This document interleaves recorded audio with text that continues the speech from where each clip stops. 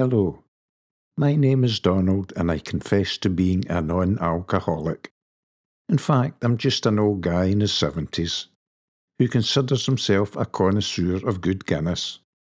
And as such, I'm very happy to present to you my unboxing of the one widget to rule all other widgets, the Guinness Nitrosurge. In fact, I'm also happy to confess that a month ago I had never heard of this widget, but now it has changed my life and my love for a pint of the dark gravy forever. The Nitrosurge gadget comes in a well-made cardboard box. There is a comprehensive set of instructions in the box, which I decided to read after pouring my pint. The Nitrosurge itself is made of plastic, and I have no idea how they managed to fit a cylinder of nitrogen and carbon dioxide into such a small space.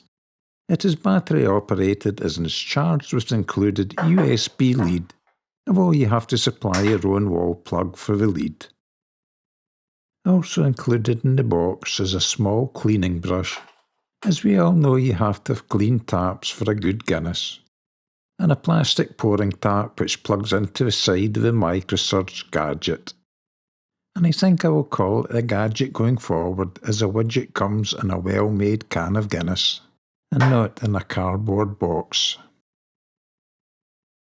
Of course, the proof of the pudding is in the pouring, and finding out if the gadget gives a creamier head foam and a proper dome, better than a widget tin can. The Nitrosurge gadget takes around 8 hours to fully charge, and it will then pour around 100 pints before needing recharged. I know from experience that I discharge after 6 or 7 pints, so one full charge should last me around 2 weeks of wild camping. The tin of Guinness juice is made specifically for the gadget, and is clearly labelled Guinness Draft Nitrosurge. It holds 558 millilitres of flat brew, so it completely fills the standard pint glass, with enough to form the traditional head dome. Keeping in mind that this is my first pour with the Nitrosurge, so perhaps not perfect, but I was delighted to see the brew bubbling beautifully as I filled the glass.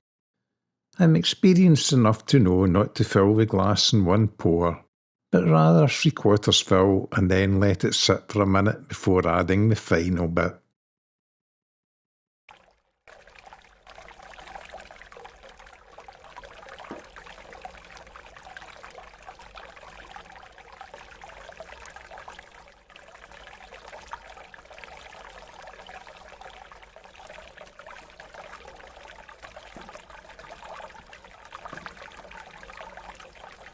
Later, when I read the instructions, I discovered I should have held the tin at a 45-degree angle when adding the last bit.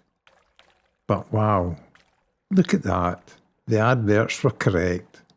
I get a lovely dome of foam on top of my pint.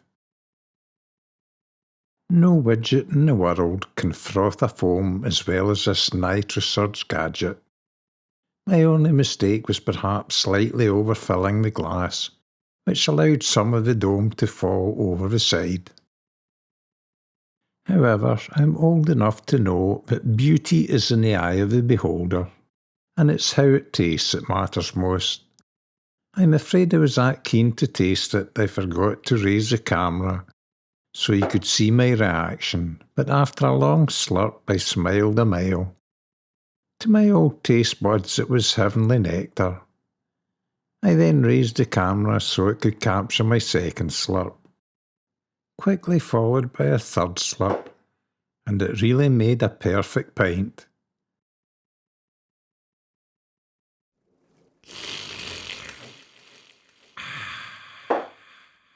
Purely in the interest of science, I then wondered if I could Nitrosurge a normal widget tin, as I have 1 or 12 tins kicking around the house.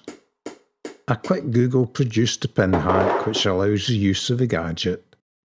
The reasoning behind hammering a pin into the tin is it slowly releases the pressure in the tin so the widget doesn't operate. Then, when the tin is depressurised, remove the ring pull as normal and pop on the Nitrosurge. I found it works perfect.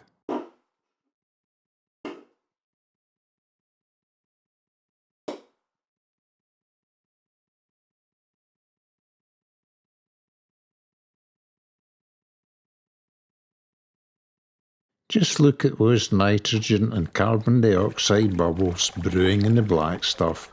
It's good stuff.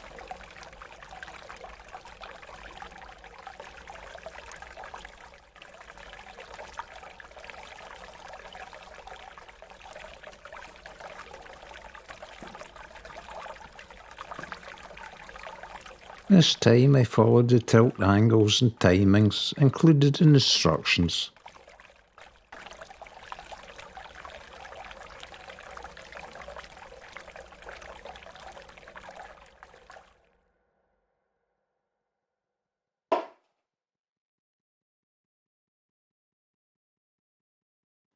However, don't expect a dome on the top. It's not the gadget's fault. A normal tin of Guinness only holds 440 millilitres of juice, and even my smaller branded glass, designed for a 440 millilitre tin, is just too tall to let the dome fall over the rim.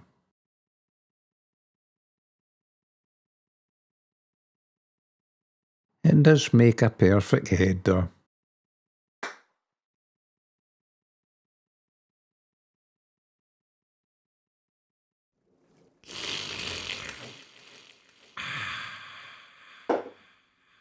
I would like to add that this video is not sponsored by Guinness, nor do they even know I'm a big fan of their gravy.